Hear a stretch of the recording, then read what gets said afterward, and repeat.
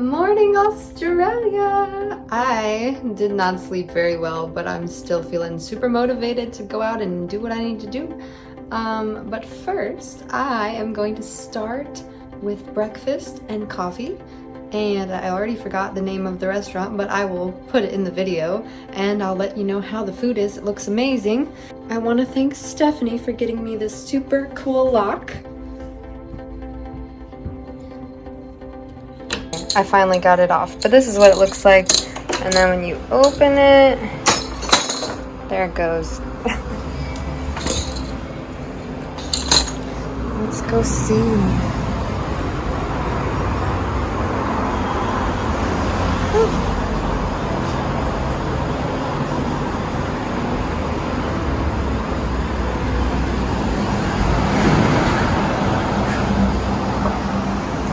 Alright guys, a couple things I noticed so far that are different from America is, it could just be this place, but the toilet here flushes differently. You have two buttons and you can push it down and you can just hold it. You can just hold it forever and it just keeps washing water and washing water. So that's different. Maybe it's just this place. I don't know. The other thing is the outlets have buttons on them to turn them on or off. As you can see right there. I don't know if that saves electricity, but it's pretty cool if it does. I also noticed on the plane there's a lot of solar panels on the roofs of buildings and houses and stuff, so that's awesome that they're using solar energy. The sirens, the police sirens out here have like a cartoon sound to them. I honestly don't remember what they sound like, but if you look it up, it sounds very different than American police cars. And the crosswalks also are very funny and they are very loud. When it's time to cross, they let you know that it's time to cross. Okay, listen to the siren.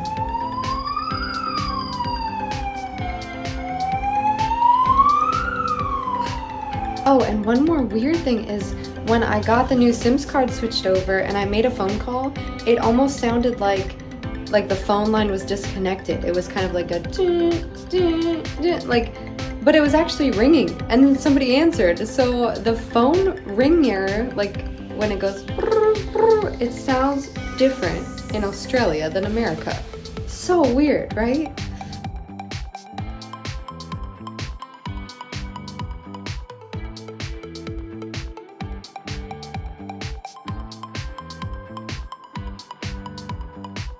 Oh my gosh, you guys, I think I'm in heaven because that breakfast was amazing and the coffee was so good too. And the people are like happy to work and they're so nice and you could tell they love their job. And oh, they're just so friendly. Like I told the guy who got me my coffee, you know, that I just arrived and everything else. And then we were just talking and talking. And then before I left, he introduced himself. His name's Brian. And I guess I'm just not used to people being this friendly and happy. And he told me that Queensland is a great place to pick. And he said that people here are just like extra friendly. So wish me luck, guys. I'm gonna try to go to the bank today and finish setting up a bank account. But I have a feeling that I'm not gonna have all the documents I need, so we'll see. Walk into the office so I can print some stuff, and then I'll either walk or Uber to the bank. It is so hot out. Like, I can't imagine what summer is gonna be like. All right, I got my bank account, but the whole thing with receiving the debit card with it was kind of a hassle. I'll explain it later. Now I'm walking all the way back 30 minutes to my hotel.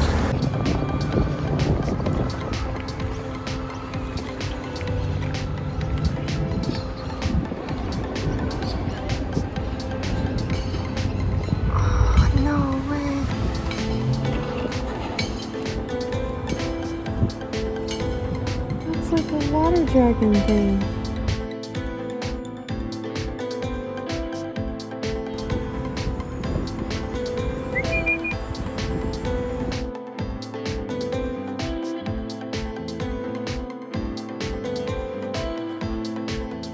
I bought these delicious looking drinks from Coco's.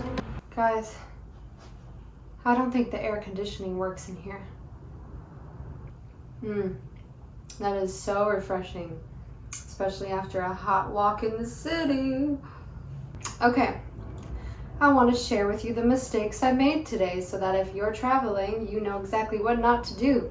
So, I started off by going to the bank, Commonwealth, and I filled out the application online, but I highly recommend applying for that application before you move here so that they can actually send you your debit card at a correct address.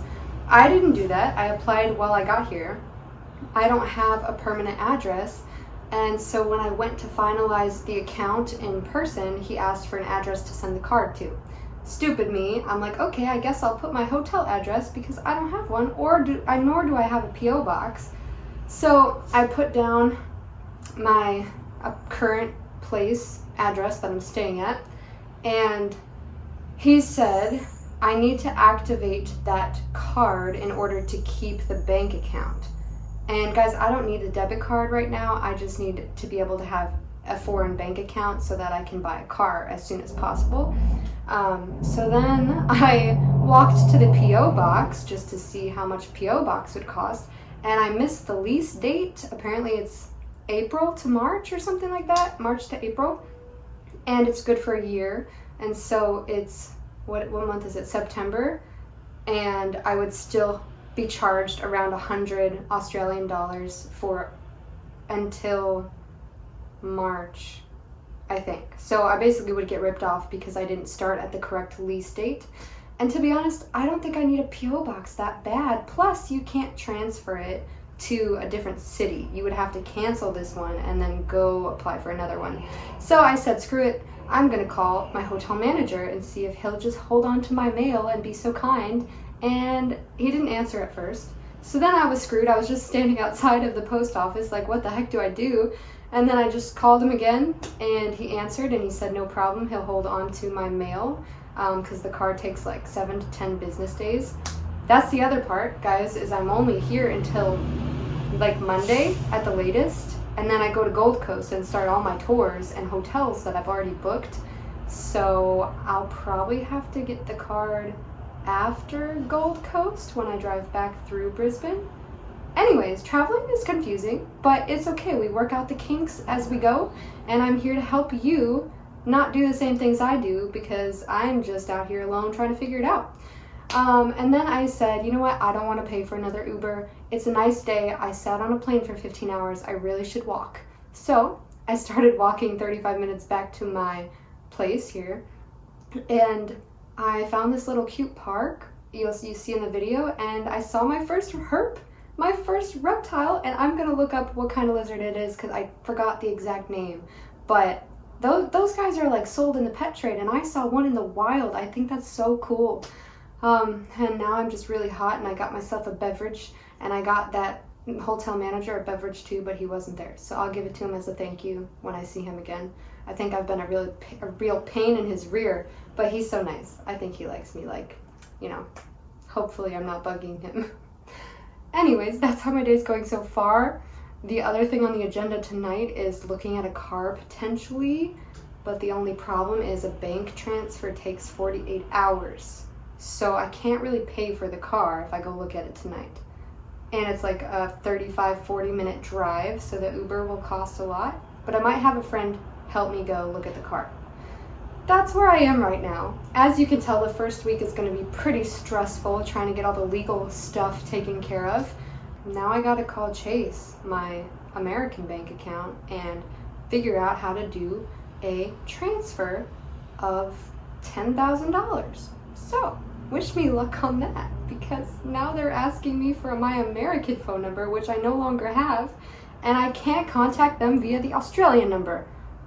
So, life's great, guys. I'm just gonna have to figure this one out on my own. Cheers.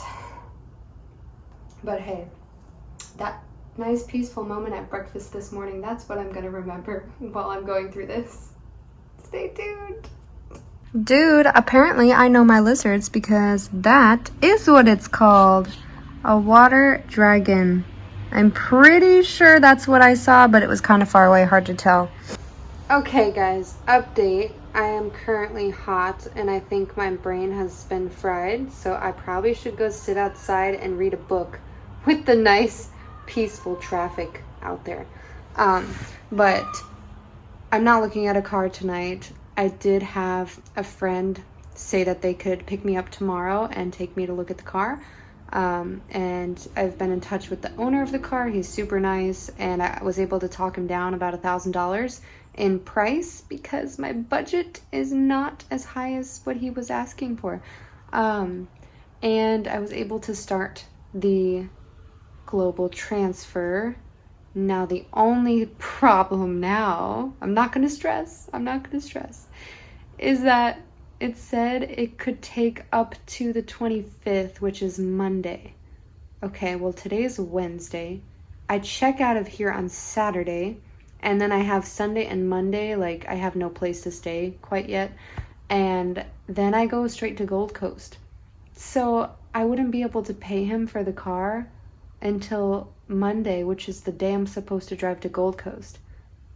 So I'm praying. I'm going to pray that the bank transfer happens before the 25th, so that way I can purchase the car before I leave.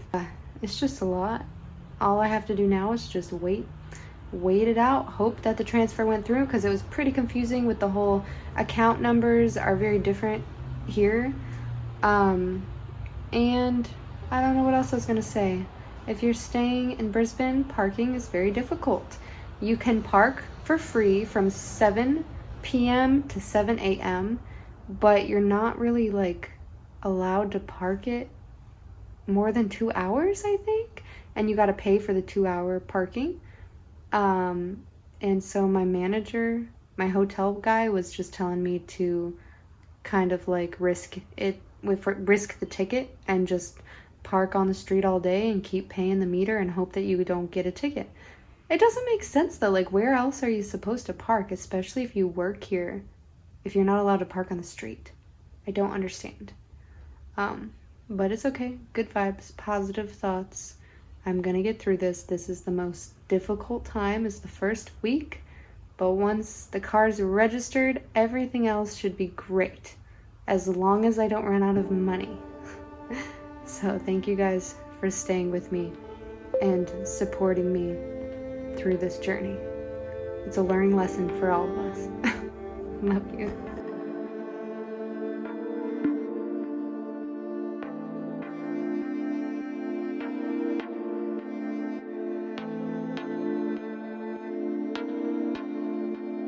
If I had to guess what that skink was, I'm gonna guess it's this one. It could be the lively rainbow skink. Really hard to tell though, but it is in Brisbane. So I'm just gonna go with that one for now. Definitely recommend bringing your laptop, and 100% bring a USB. That way you can print your documents at an office place.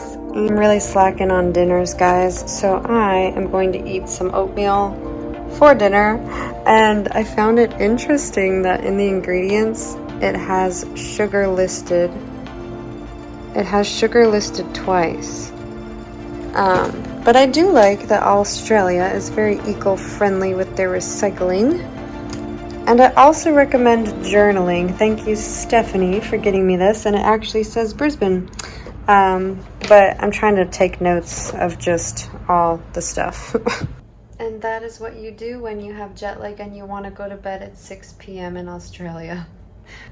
So I'm just gonna watch an episode of Virgin River because I'm almost done. So I'm gonna enjoy my oatmeal. I hope you guys have a good night. This could be the end of the video, but then again, I don't know. I'm bad at goodbyes, so I guess you'll find out. I noticed that the ingredients on their products don't really say like high fructose corn syrup. It just says sugar. So in a way, it's healthier than what the US is serving as sugar. Alright guys, it's almost 7 o'clock and I am crashing. I think the jet lag hits really hard at night, but in the morning, like, I'm awake at 4 a.m. happy as clam, waiting for things to open so that I can go do stuff. What was I gonna say? Oh, the city's really, really, really loud at night, at least where I am. So bring earplugs, otherwise you're gonna wake up to the sound of a motorcycle or a siren and you're gonna think that the whole place is on fire. I'm not used to the city life at all. Oh my gosh, I can feel my eyes getting so heavy. Also, I need to stay awake. I think I'm gonna reorganize all my suitcases, which I'm so not looking forward to because I don't know how to make it like the most convenient. Also, I'm sore. Like the airport, running through the airport with 100 pounds of luggage made my arms hurt and my hips hurt from the plane. And then walking today actually made my thighs hurt. So I'm getting my fair share of a workout in. And I think I've lost weight. And I do not intend to lose weight on this trip. But it's happening. So I'm gonna start getting really loopy now because I have no one to talk to. And I'm so tired. Alright guys, good night. Hopefully this is the last video for today, and then I got tomorrow to be wide awake again.